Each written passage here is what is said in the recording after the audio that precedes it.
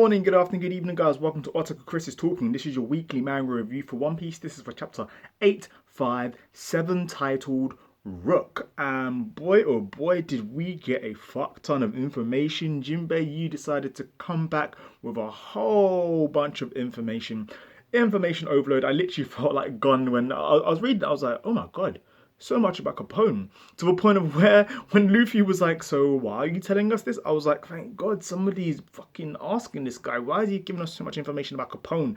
But then at the end we get a revelation that Capone is after Big Mom's head, and Jinbei is interested in the Straw Hats joining him just because the Straw Hats are only 10, and I think the 10 that Jinbei was also including was also Brule. I loved how she was like, "Don't you dare fucking include me." She didn't swear, obviously, but oh my god, some really, really good moments in this. Oda is fucking going in. So, it seems that it looks like it could be happening. It could be the Straw Hats and fucking Bege or Capone's crew will be joining up, which is pretty mad. And I really loved the art of Capone's crew on the last page, on the last panel. Fuck, I can't speak today. On the last. I feel like I'm on a fucking repeater sign. But I really did like the art. The art in this was really nice as well. There was quite a lot of symbolic moments as well. So I like the symbolic moment of when Sanji and Luffy are talking and it's raining quite heavy, and then Sanji looks up and says, "Oh, the rain's lifting away," and it almost feels like if there's a slight bit of hope that's now been added, considering that Sanji was down for so long. While Sanji was upset, it was raining. It was raining for several. Well, oh yeah, it feels like several days, but it was raining from the night till the morning. So fuck it, was just raining for a day. So nothing special about the rain, but it's just pretty cool that that little touch was added in as well. It can also show how things can be uplifted and there's a bit more hope for the Straw Hats. So I thought that was pretty nice with the symbolic part. There was a little bit of characterization which I noticed. You guys probably noticed it as well. At the very end when Jinbei's talking to Luffy, explaining to him about Bege and his background and what's happening, blah blah, and why they need to work together. Like Luffy was actually down. Luffy was just like, okay, cool, makes sense. And I was like, whoa, shit. It was nuts because it was like, if you really think about it, it's pretty fucked if they join Bege's crew, because you can't trust that motherfucker. You honestly can't trust him. You never know what's going on. And as Jinbei's basically flat out told Luffy, Capone, he is literally a scheming, backstabbing little fucking bastard who will get his own way, and he will always go for the head of who he wants to take out. So he will go for the head, and he will leave the teammates alive. So it seems. So he's after Big Mom's head right now, and the slimy little fuck basically realized that he's already in a lot of shit with a whole bunch of fucking other pirates out there, taking out their fucking leaders' heads, the captain's heads, and just moving around and then staying in one place. Then, once he gets big enough, he'll just take out the head of whoever is in that current location and move around. And he realized, fuck, you know what? The best thing for me to do is to get underneath the fucking safety of Big Mom. But whilst he was there, after a while, he decided, you know what? I think I might just take out the head. So he's after the Yonko's head. Like, I don't even know what he's trying to do. I mean, we did get a whole bunch of exposition from fucking Jinbei. Literally, if my friends spoke that much in one go, I'd be like, oh my god. But so yes, we get a whole bunch of exposition, characterization, and plot development happening with what seems to be between the Straw Hats and fucking Bege's crew as well, or Capone's crew. So I'm very interested to see how that's going to work out. And one piece of information from the whole fucking exposition that Jinbei gave was that Capone, he's in charge of Big Mom's security. Why is Big Mom doing that? What the fuck?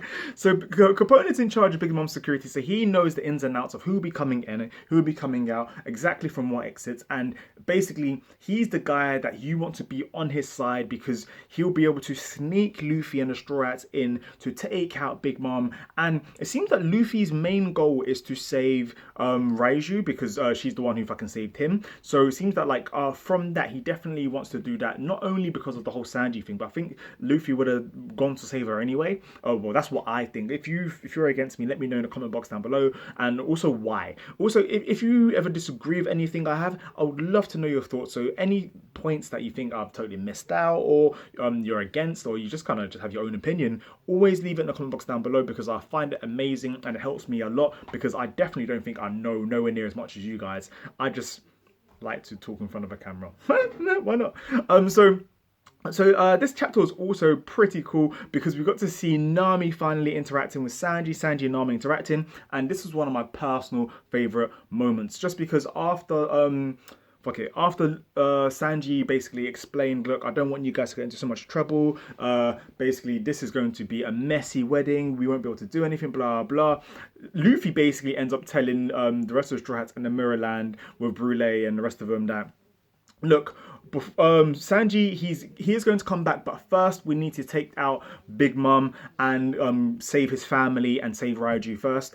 And like, I was kind of like, oh, that is actually pretty nice. And then you see Nami, she basically ends up saying to Sanji, he's like, all right, you know what? Everybody basically forgave Sanji. Everyone forgave Sanji and was like, yay. So what you're saying is we just have to take out Big Mom's crew, and then then Sanji comes back to us. Calm. Everyone just accepted their fate, because they all have their fate in Luffy.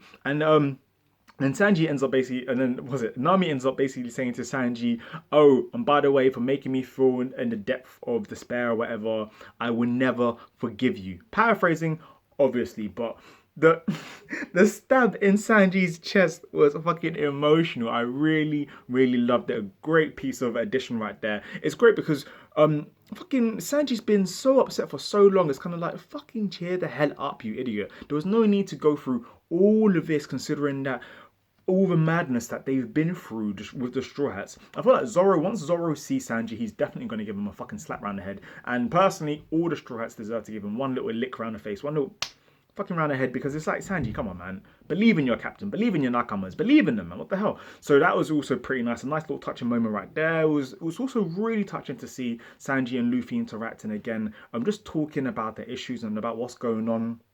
Jinbei basically information overloading the Straw Hats about what's going on, and also we find out that the Straw Hats in the Mirror Land, they were against Luffy joining fucking Capone's crew 4-2. So who are the 4 who were against, and who were the 2? Let me know your thoughts, your opinions, and who do you think were for it down below in the comment box, and who do you think the 2 were? My theories are, I definitely think Nami was against, just because, you know, she's always got her head screwed on. She's probably thinking, you know what, I don't trust Capone. Who else? I feel like Brook and Chopper, or Carrot and Chopper were for it. I don't know, I feel like Carrot and Chopper were for it, or Brook and Chopper. Definitely Chopper. I feel like Chopper is ride or die, and Brook's fairly stupid, and he's already gone and got the fucking poneglyphs. So yeah, he's ride or die. Talking about the poneglyphs, I fucking love the moment when Brook and everybody ends up basically explaining to Luffy, oh, by the way, before we even get there, the way that they got in touch with Luffy was through the broken pieces of mirror, connecting them to basically talk like a fucking phone. But you know how it is. And they find out that this small piece of mirror was around the same location that Sanji and Luffy are currently, so they're able to get in contact with that. Nami realized that, and then Chopper ended up basically screaming for Luffy, just trying to grab his attention. And from that, that's when they're able to connect to each other. And then from that, that's when Chopper ends up telling Luffy, by the way, this is what happened, and we also got a copy of the poneglyph. Luffy's like, oh, you guys are amazing. And then the best part was when you then see fucking Chopper doing his old school, giving me compliments isn't gonna make me be on your side, you bastard. And then Carrot's like, she's just basically copying Chopper. And then Brook, he's just there fucking, oh man, amazing. It feels like it's been a while since we've had a good old one of those lull moments when Chopper's just been his silly stuff. You know, when his arms are just going squiggly, fucking amazing times. I really, really enjoyed this chapter. I feel like there's so much that this chapter's opened up to us. I like also that Jinbei was very fucking transparent about the situation. He was like, look, all right, we can do this, we can go after Sanji, but here is the thing. we're fucked. We're going against a Yonko and the underlings. The people that you've gone against, is good that you survived, but it's only going to get worse. And what's even worse is at the wedding, which is going to be at 10 a.m. in around 5 hours. I think that's what he said. Not only is it going to be the Yonkers we have to worry about, we also have to worry about every other fucking person that has been invited to this bitch. So can you handle it? And he basically says, so because of that, we really need to get in touch with Capone. And well, not in touch with Capone. Capone's offered us to basically join him. So Capone's waiting on the side over there. And he's like, he knows how serious Jinbei is, and Jinbei isn't one to fuck about. So he knows that Jinbei's definitely relayed the information that Jinbei's a reliable source, basically what I'm trying to say, and that he's definitely somehow going to bring Luffy to Capone to try and figure out a deal. And what I love is from both sides, Luffy ends up basically saying to the rest of the Straw Hats, look, if they end up chatting shit, we'll just beat him up. Sorted. But on Capone's side, he's like, if they're against us, we'll just take him out. Sorted. Do you know what? I love these fucking pirates. These pirates are bad and bougie. Fucking, man. You know how they are. You know how they are. Fucking love One Piece. Man, did we miss it last week? I feel like we missed it last week. Has it been 2 weeks? It has been 2 weeks. I don't know why I'm just going on a fucking tangent. Anywho, if you enjoyed this review, do subscribe. Join me as I'm getting closer and closer to 700 subscribers.